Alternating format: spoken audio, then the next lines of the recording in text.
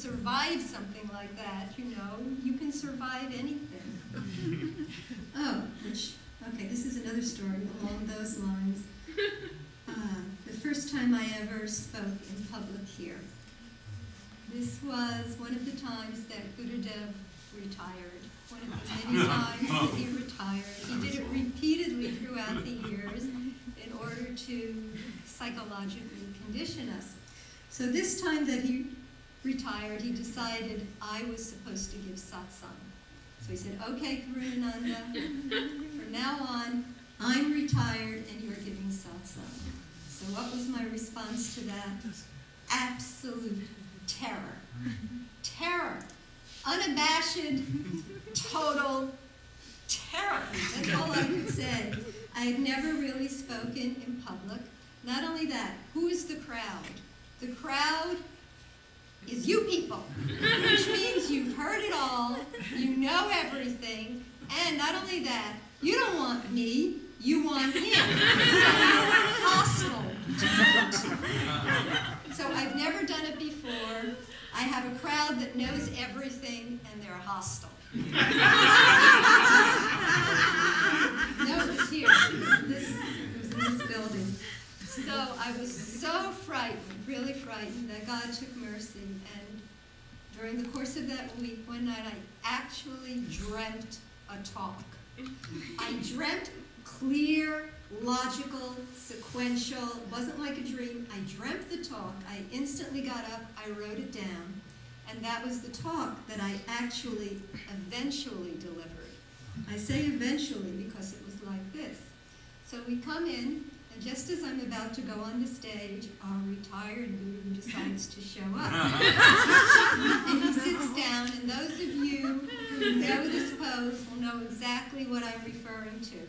So I get up on the stage, they have a cushion there, and he leans back. You know what it's like when he leans back, and the hand goes up like this, and the head tilts? You know you're in trouble.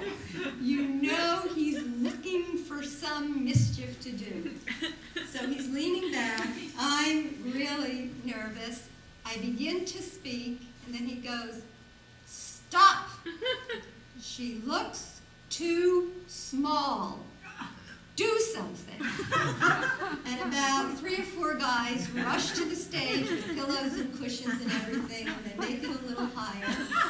I sit down on it, and he goes, okay, start.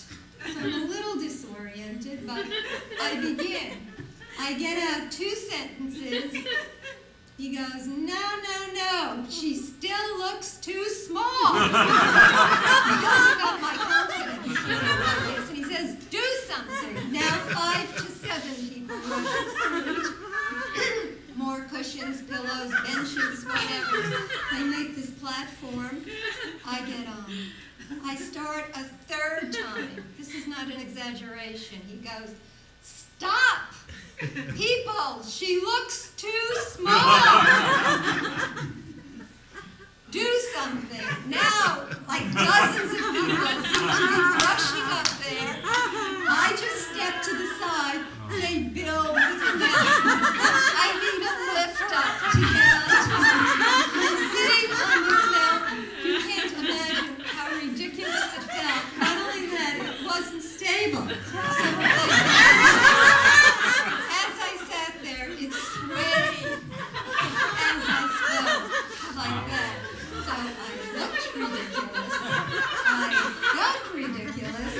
This big, and when I'm up there like this big, beatific smile came over his face, and he said, good!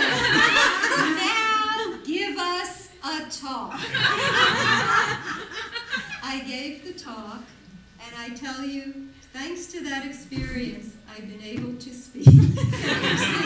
Because, you know, if you try to imagine in your worst nightmare the worst public speaking experience you could have, I had it. I survived it. So nothing else could ever top that.